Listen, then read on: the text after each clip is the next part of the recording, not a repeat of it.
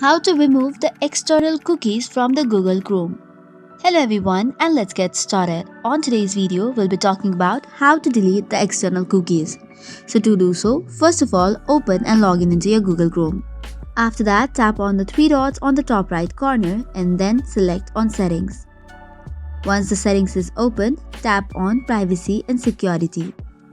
Hereby, first of all, you need to tap on Clear Browsing Data and then choose Cookies and Other Site Data. Do the same from the advanced as well and then tap on Clear Data. This is the best way to remove the external cookies. Secondly, go to the section of Other Third-Party Tools and click on Block Third-Party Cookies. Likewise, scroll down a bit and click on Site Settings. Scroll down and you will see the permissions as well as the content. Tap on third-party cookies and from here as well you can remove it. So that is all for today's video. For more such contents, do not forget to hit the like and subscribe button.